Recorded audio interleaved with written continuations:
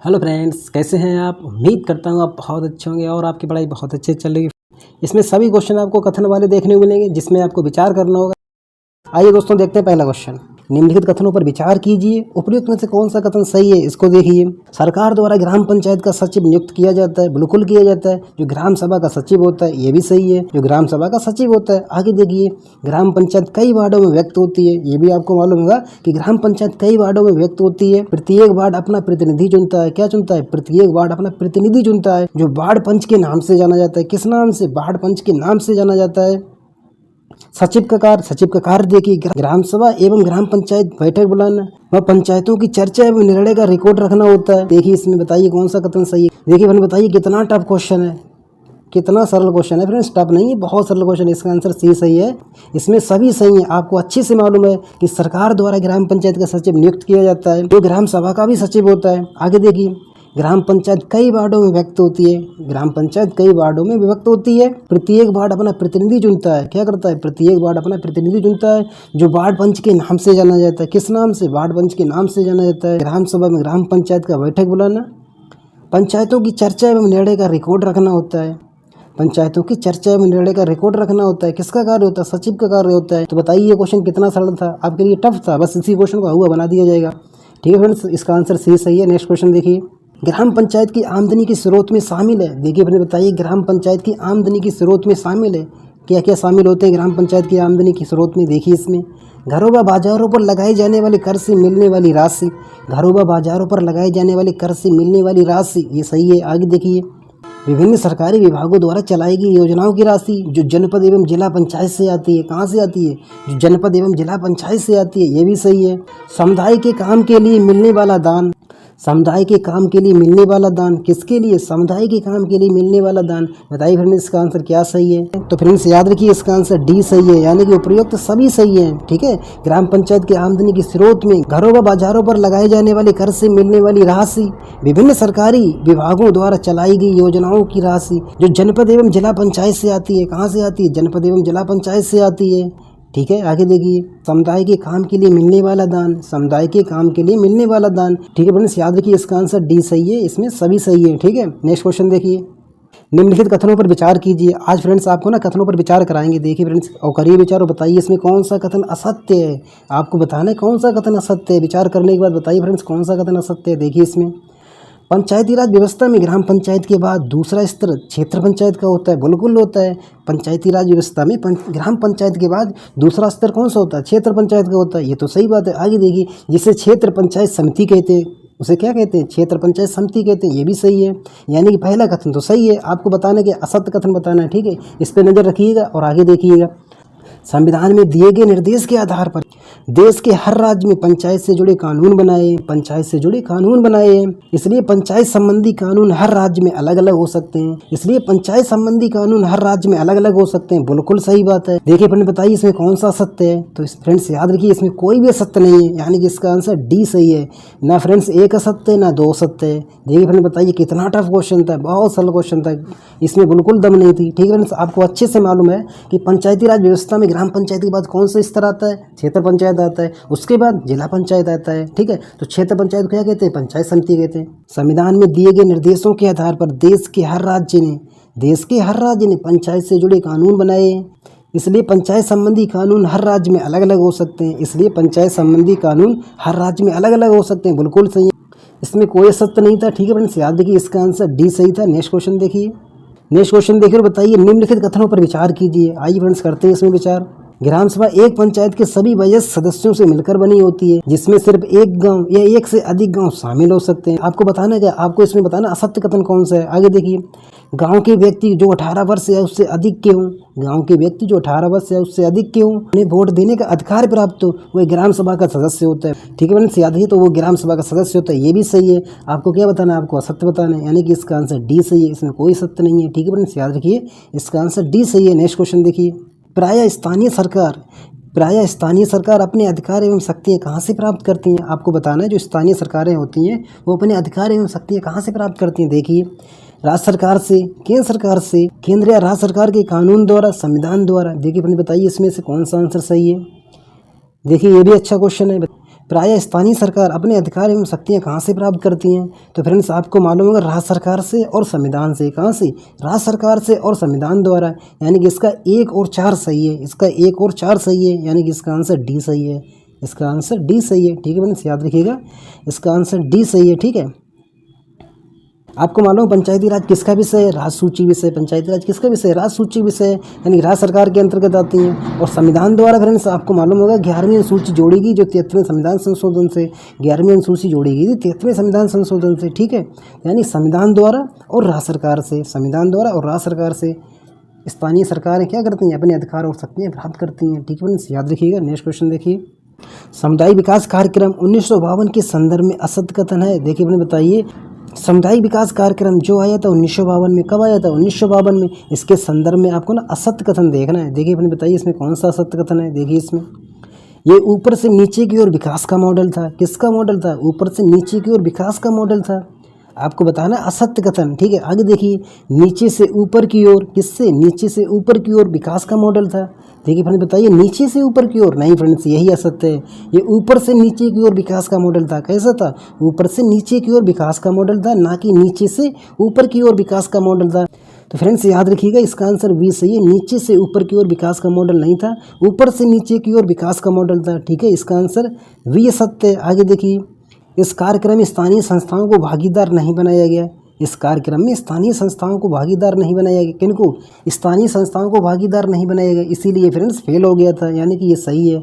आगे देखिए, इससे संयुक्त राज्य अमेरिका के संयोग से लागू किया गया, ये भी सही है। किस देश के संयोग से लागू किया गया? संयुक्त राज्य अमेरिका के संयोग से लागू किया गया। किसको? सामुदायिक विकास कार्यक्रम 1952 को, ठीक है फ्रेंड्स, याद रखिए। इसका आंसर बी असत्य है, ये नीचे से ऊपर की ओर विकास का मॉडल नहीं था, ठीक है। नेक्स्ट क्वेश्चन देखिए, पंचायत समिति के संदर्भ में असत्य कथन है। देखिए अपने बताइए, पंचायत समिति किसके? पंचायत समिति के संदर्भ में देखना है आपको असत्य कथन। देखिए इसमें, ये पंचायती राज व्यवस्था का मध्यवर्ती स्तर है, बिल्कुल सही बात है। ये कौन सा स्तर है? मध्यवर्ती स्तर है। किसका? पंचायत समिति जो है पंचायती राज व्यवस्था का मध्यवर्ती स्तर है। आगे देखिए, खंड के सभी ग्राम पंचायतों के सरपंच इसके सदस्य होते हैं। खंड के सभी ग्राम पंचायतों के सरपंच इसके सदस्य होते हैं। किसके?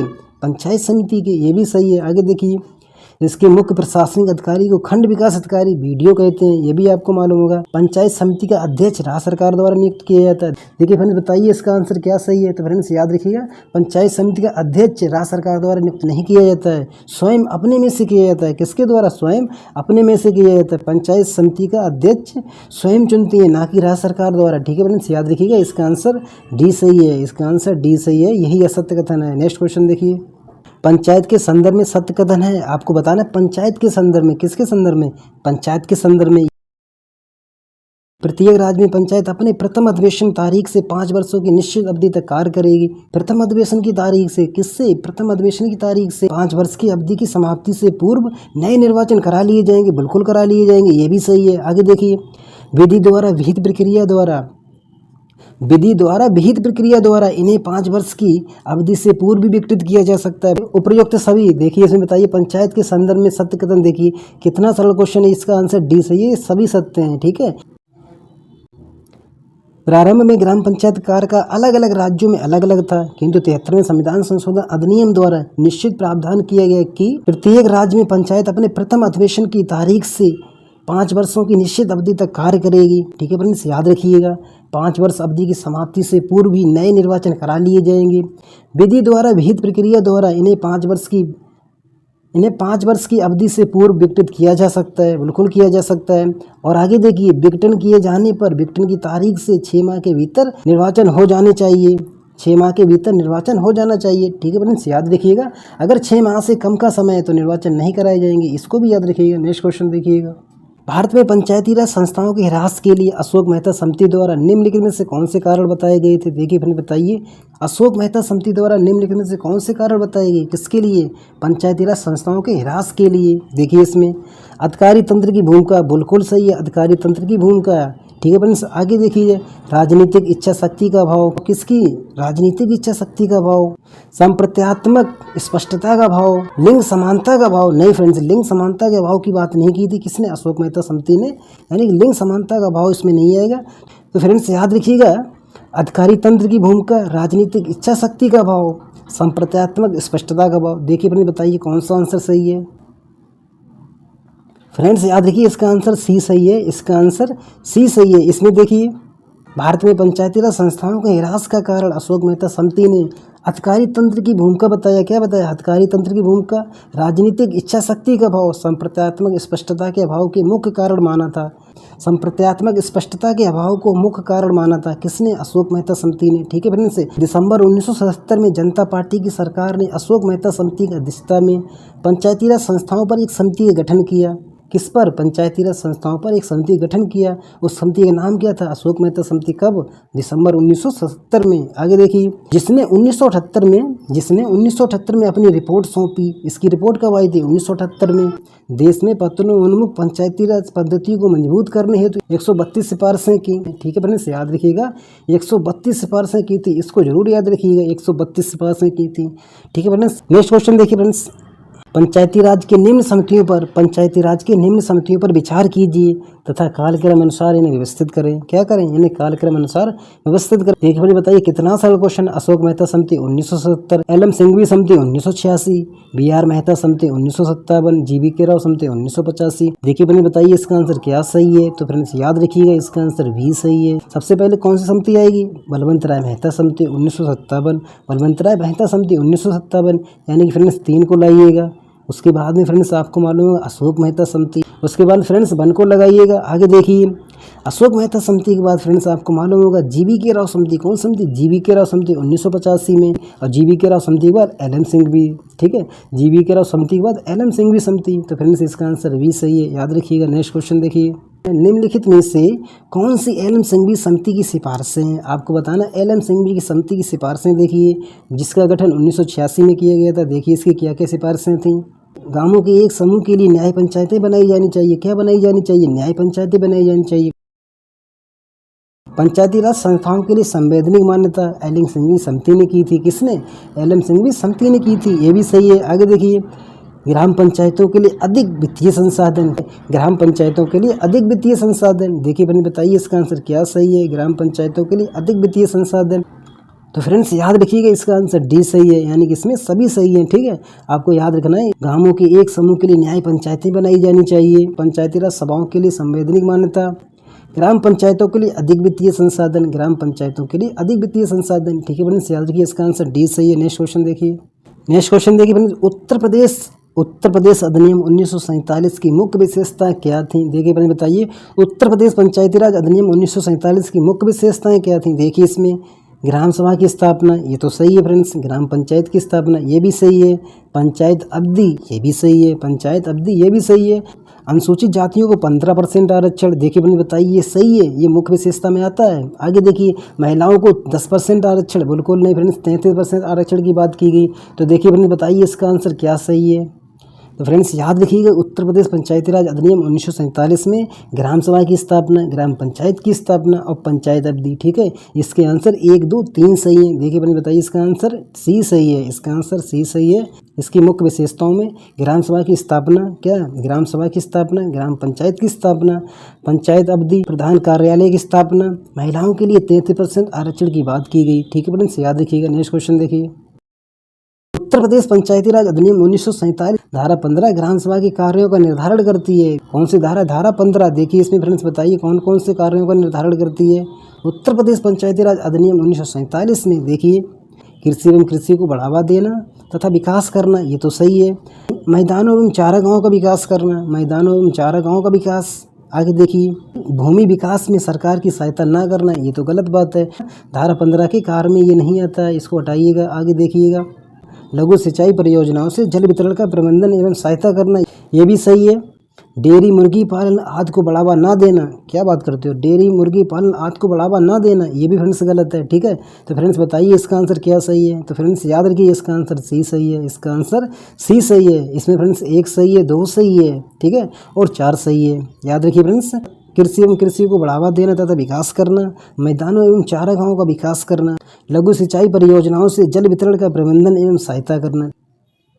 ठीक है फ्रेंड्स, याद रखिएगा इसका आंसर सी सही है। नेक्स्ट क्वेश्चन देखिए, ग्राम सभा के कार्य धारा 11(5) के अंतर्गत देखिए इसमें सामाजिक कल्याण कार्यक्रमों के लिए, कैसे कार्यक्रमों के लिए, सामाजिक कल्याण कार्यक्रमों के लिए स्वयं सेवक जुटाना और दान देना। आगे देखिए सामुदायिक आधारित विकास कार्यक्रमों की, कैसे कार्यक्रमों की, जो सामुदायिक आधारित विकास कार्यक्रम है उसके कार्यान्वयन के लाभार्थी की पहचान करना। गांव में विकास कार्यक्रमों के कार्यान्वयन में सहायता प्रदान करना, गांव में विकास कार्यक्रमों के कार्यान्वयन में सहायता प्रदान करना। ठीक है फ्रेंड्स, आगे देखिए ग्राम पंचायत की स्थापना करना। अभी आपने देखा धारा 15 के अंतर्गत था, किसके अंतर्गत था, धारा 15 के अंतर्गत था, तो इसको फ्रेंड्स हटाइएगा, यानी कि ये तो नहीं होगा।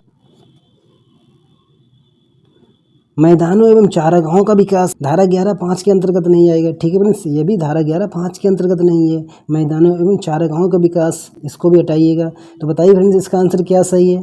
तो फ्रेंड्स याद रखिएगा इसका आंसर ए सही है, इसका आंसर ए सही है। ठीक है फ्रेंड्स, आपको याद रखना धारा 11(5) के अंतर्गत, धारा 11(5) के अंतर्गत ग्राम सभा के कार्य में सामाजिक कल्याण कार्यक्रमों के लिए स्वयं सेवक जुटाना और दान देना, सामुदायिक आधारित विकास कार्यक्रमों के कार्यान्वयन के लाभार्थी की पहचान करना, गांव में विकास कार्यक्रमों के कार्यान्वयन में सहायता प्रदान करना। ठीक है फ्रेंड्स, याद रखिएगा इसका आंसर ए सही है। नेक्स्ट क्वेश्चन देखिए फ्रेंड्स, आपको कथन देखना है, उसके बाद फ्रेंड्स उसका कारण दिया है। कथन और कारण को देखिए, सही विकल्प का चयन करें। देखिए इसमें फ्रेंड्स कथन क्या कहता है। कथन कहता है कि स्थानीय स्तर पर ग्रामीण मामलों के प्रबंधन में राजनीति का अंताखेल कम हो गया। क्यों कम हो गया, कारण में देखिए 73वें संशोधन के बाद ग्रामीण स्थानीय संस्थाओं का पुनरुत्थान हुआ। किसके बाद, 73वें संशोधन के बाद। ये भी बात सही है, यानी कि कथन भी सही है, कारण भी सही है, और क्या करता है, इसकी व्याख्या करता है। स्थानीय स्तर पर ग्रामीण मामलों के प्रबंधन में राजनीति का अंताखेल कम हो गया। क्यों कम हो गया, 73वें संशोधन के बाद ग्रामीण स्थानीय संस्थाओं का पुनरुत्थान हुआ। क्या हुआ, पुनरुत्थान हुआ। जब 73वां संविधान संशोधन हुआ उसके बाद क्या हो गया, राजनीति का अंताखेल कम हो गया। यानी कि फ्रेंड्स ये सही है, और स्थानीय संस्थाओं का पुनरुत्थान हुआ। देखिए फ्रेंड्स बताइए इसका आंसर क्या सही है। तो फ्रेंड्स अब आपको अच्छे से मालूम होगा इसका आंसर ए सही है। कथन व कारण दोनों सही है, और इसकी व्याख्या भी सही है, इसकी व्याख्या भी सही है। ठीक है फ्रेंड्स, याद रखिएगा। नेक्स्ट क्वेश्चन देखिए 73वें संविधान संशोधन अधिनियम 1992 द्वारा ग्रामीण स्थानीय संस्थाओं का पुनरुत्थान हुआ, जिसके कारण स्थानीय स्तर पर ग्रामीण मामलों के प्रबंधन में राजनीति का अंताखेल कम हो गया। 1992 में केंद्र सरकार द्वारा पंचायतों की एक रूपता लाने में, समय पर चुनाव सुनिश्चित करने, आर्थिक स्थिति सुदृढ़ करने तथा पंचायतों को संवैधानिक दर्जा देने के उद्देश्य से 73वां संविधान संशोधन करके भाग 9 जोड़ा गया, जिसमें अनुच्छेद 243 ए से 243 ओ तक इनसे संबंधित विभिन्न व्यवस्थाएं दी गई। ठीक है फ्रेंड्स, याद रखिएगा। नेक्स्ट क्वेश्चन देखिए 73वां संविधान संशोधन अधिनियम की आधारभूत विशेषता है। देखिए मैंने बताइए 73वां संशोधन अधिनियम की आधारभूत विशेषता है। देखिए मैंने बताइए आधारभूत विशेषताएं हैं किसकी, 73वां संविधान संशोधन अधिनियम की। देखिए इसमें इन क्वेश्चनों को दिखा के दोस्तों माहौल बनाया जाता है, फिर उसके बाद में दोस्तों पेड कोर्स बीत जाता है। ऐसे क्वेश्चनों को फ्रेंड्स आपको ना अच्छे से पढ़ना होता है, आंसर तो अपने आप आ जाएगा। ग्राम मध्यवर्ती जिला स्तरों पर पंचायतों की त्रिस्तरीय संरचना को उपबंध है। ग्राम मध्यवर्ती एवं जिला स्तरों पर पंचायतों की त्रिस्तरीय संरचना को उपबंध है। सही है। आगे देखिए अनुसूचित जातियों और अनुसूचित जनजातियों और महिलाओं के लिए पंचायतों के सभी स्तरों एवं स्थानों का आरक्षण है। किनके लिए, अनुसूचित जातियों, अनुसूचित जनजाति और महिलाओं के लिए, अनुसूचित जातियों, अनुसूचित जनजातियों और महिलाओं के लिए। ये भी सही है। राज्य निर्वाचन आयोग के नेतृत्व में पंचायतों के लिए निर्वाचन, किसके नेतृत्व में, राज्य निर्वाचन आयोग के नेतृत्व में।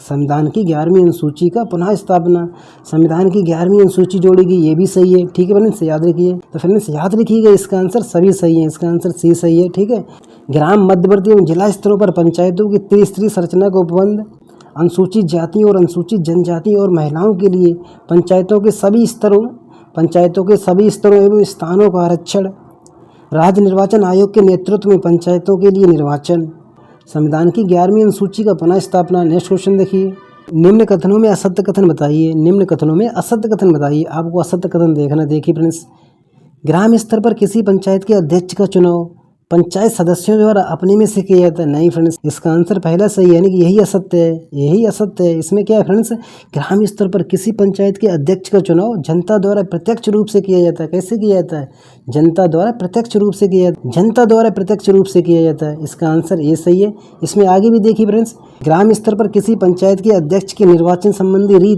रीत विधानमंडल द्वारा भी निश्चित की जाती है। किसके द्वारा, विधानमंडल द्वारा। ये भी फ्रेंड्स आपको मालूम होगा।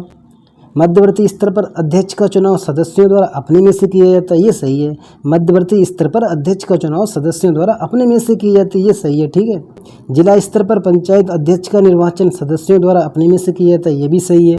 तो फ्रेंड्स याद है ग्राम स्तर पर जनता द्वारा प्रत्यक्ष रूप से, ठीक है, इसका आंसर ए सही है। नेक्स्ट क्वेश्चन देखिए, निम्नलिखित में से असत्य कथन की पहचान कीजिए। फ्रेंड्स देखिए इसमें बताइए, निम्नलिखित में से असत्य कथन की पहचान कीजिए। देखिए फ्रेंड्स बताइए इसमें कौन सा असत्य कथन है।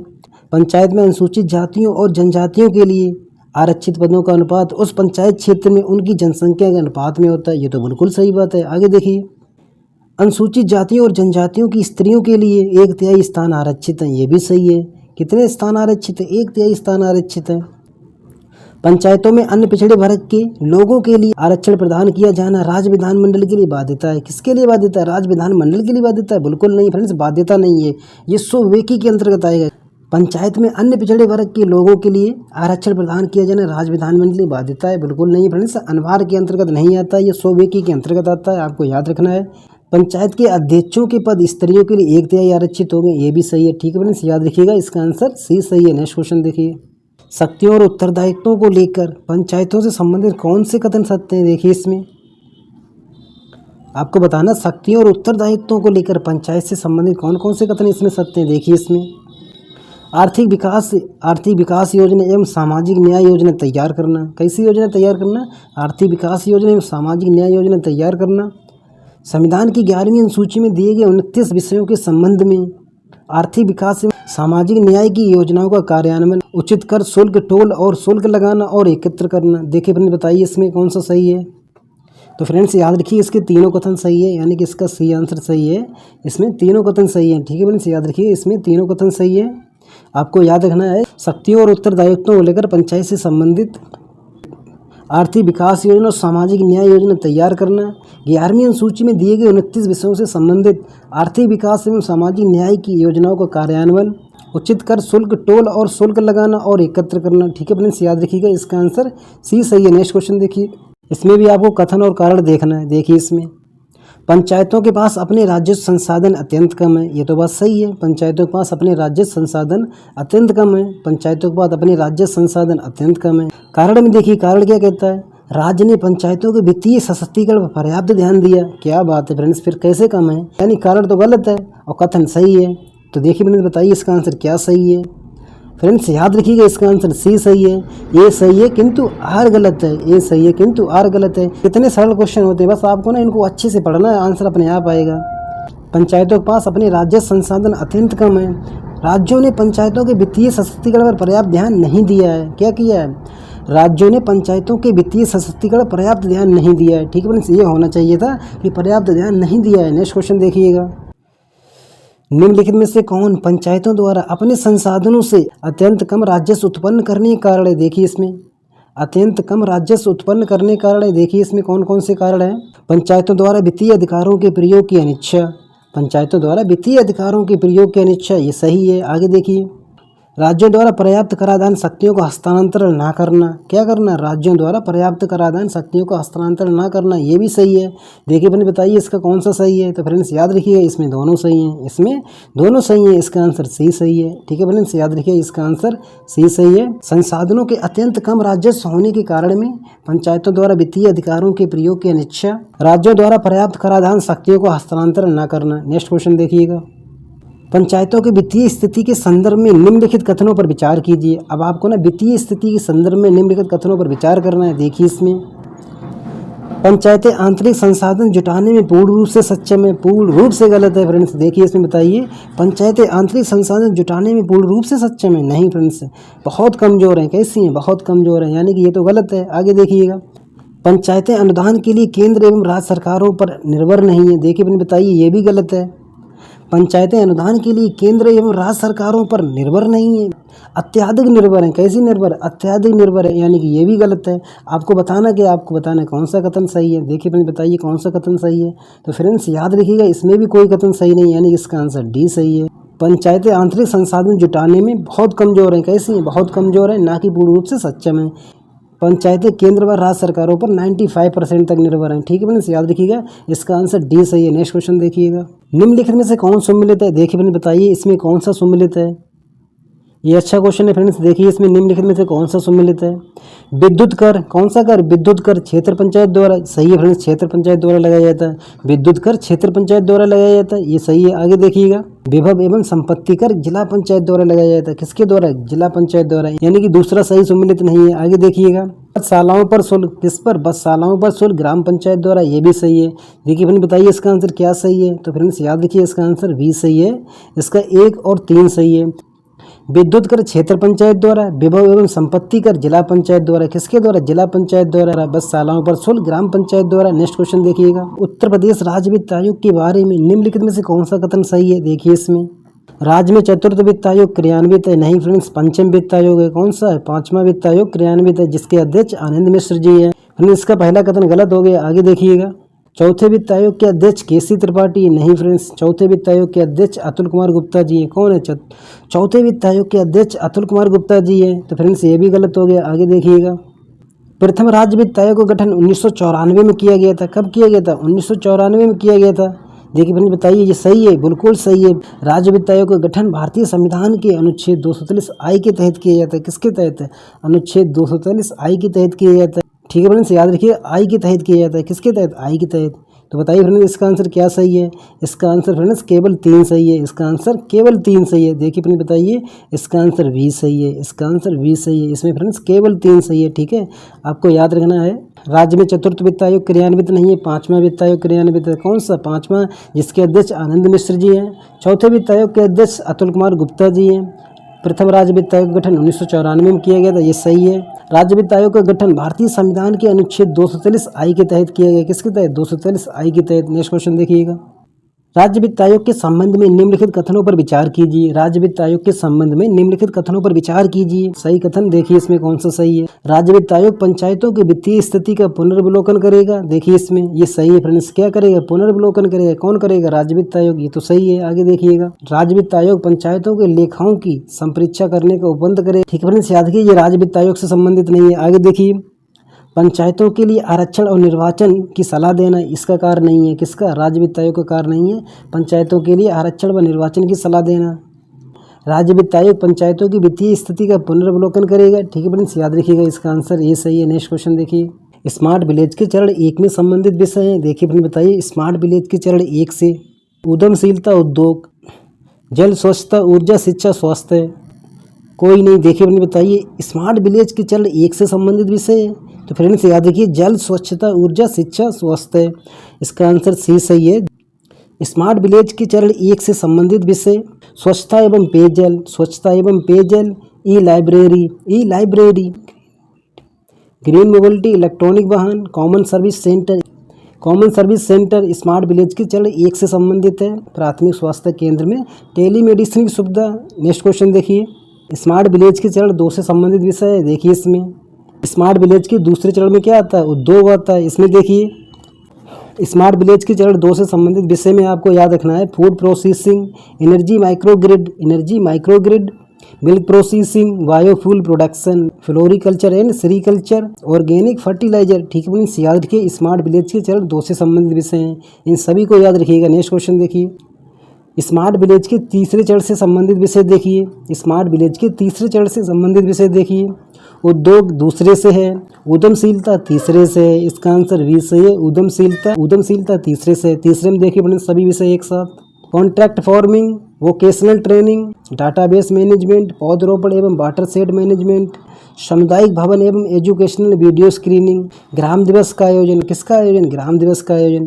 ठीक है फ्रेंड्स, आपको याद रखना है ये स्मार्ट विलेज के तीसरे चरण से संबंधित है। Contract farming, vocational training, database management, पौधरोपण एवं वाटर शेड मैनेजमेंट, सामुदायिक भवन एवं एजुकेशनल वीडियो स्क्रीनिंग, ग्राम दिवस का आयोजन। तो बताइए फ्रेंड्स आज का वीडियो आपको कैसा लगा। दोस्तों वीडियो को लाइक करिएगा, चैनल को सब्सक्राइब करिएगा। मिलते हैं इसी तरह से नेक्स्ट वीडियो में। जय हिंद, जय भारत।